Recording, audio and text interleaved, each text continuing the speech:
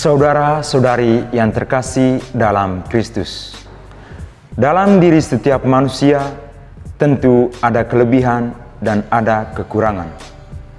Sebuah kenyataan hidup yang sering kita temui ialah ada orang kaya dan ada orang miskin.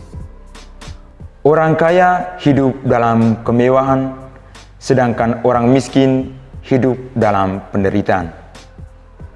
Lewat cerita tentang Lazarus yang kita dengarkan hari ini, Yesus mengkritik cara hidup orang-orang Farisi. Orang Farisi merupakan rakyat biasa. Mereka berasal dari lapisan bawah, tetapi hidup sedikit lebih makmur. Pada masa itu, kelompok Farisi merupakan penafsir Taurat yang terhormat. Konflik yang sering terjadi antara Tuhan Yesus dan orang-orang Farisi terletak pada gaya hidup dan praktik keagamaan orang Farisi yang cenderung legalistik, munafik, mementingkan diri sendiri, dan sikap angkuh yang tidak menunjukkan kasih sebagaimana diajarkan hukum Taurat dan merupakan prinsip yang paling mendasar. Saudara-saudari yang terkasih dalam Kristus, dari cerita tersebut, kita dapat memahami Lazarus berada di surga bukan karena ia miskin, tetapi ia selalu mengandalkan Allah dalam hidupnya. Sedangkan orang kaya, ia sengsara di neraka karena semasa hidupnya ia hidup dalam kemewahan dan selalu mengandalkan dirinya sendiri, bersikap yang membuatnya tidak mau berbagi kelebihan dengan orang yang berkekurangan. Yesus dalam Injil hari ini mau mengajarkan kepada orang-orang Farisi dan kita bahwa segala kekayaan yang diperuntukkan bagi diri sendiri tidak akan membawa kebahagiaan dan kepuasan jiwa, malah membawa kebinasaan.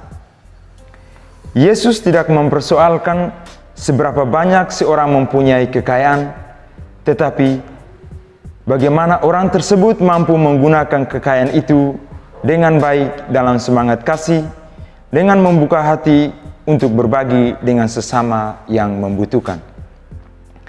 Kita dipanggil untuk mengulurkan tangan bagi sesama atau Lazarus yang ada di sekeliling kita.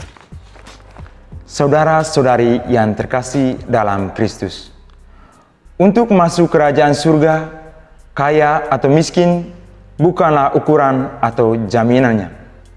Pada dasarnya, Allah menyediakan kerajaannya bagi semua orang. Yesus tidak melarang siapa untuk memiliki kekayaan yang banyak, tetapi yang dilarang adalah sikap egois, di mana seseorang mengumpulkan dan memiliki kekayaan hanya untuk diri sendiri, dan tertutup hatinya terhadap kekurangan orang lain. Terhadap situasi ini, Yesus menyampaikan agar orang tidak hanya kaya secara materi, melainkan kekayaan itu harus muncul dalam praktik baik bagi sesama dan dengannya menjadi kaya di hadapan Allah. Sikap menjadi kaya di hadapan Allah ini berarti harus memberi kelimpahannya kepada orang lain, seperti Allah yang dengan terbuka memberi segalanya bagi manusia. Kehadiran kita di tengah kehidupan bersama, baik di lingkup masyarakat maupun di komunitas, semestinya menunjukkan diri sebagai gambaran kasih Allah, sehingga menjadi pembawa terang dalam hidup bersama. Kita harus menjadi tanda yang kelihatan yang dapat menghasilkan buah kebaikan dalam kehidupan bersama, atau secara sederhana, kehadiran kita mesti sungguh memberikan makna bagi orang lain.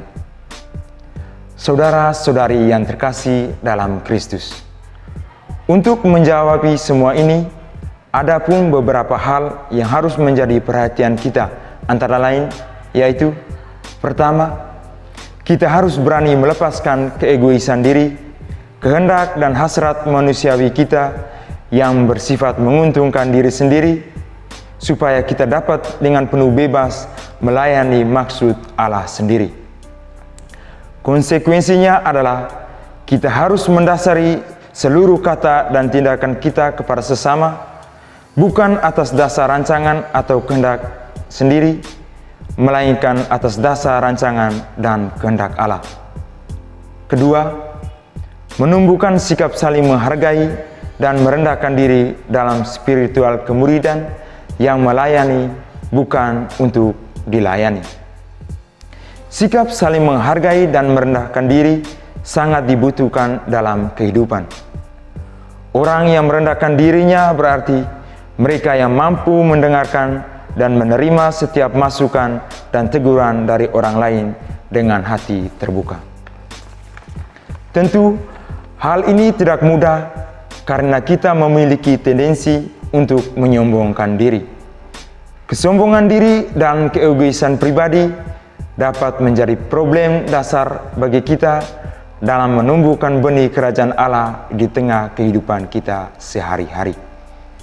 Saudara-saudari yang terkasih dalam Kristus, Yesus mengajak kita untuk melihat kembali kelemahan diri kita dan berjuang untuk berbenah diri dari segala kesombongan dan keegoisan. Kita perlu membangun kesadaran bahwa Allah menempatkan kita di dunia ini dengan tujuan mengambil bagian dalam pelayanan kasih kepada orang-orang yang lemah dan berkekurangan. Kita diajak untuk berbagi berkat Allah sebab masih banyak orang di sekeliling kita yang membutuhkan uluran tangan kasih kita, sehingga mereka diberkati dan mengalami sukacita Allah itu sendiri. Semoga Tuhan beserta kita.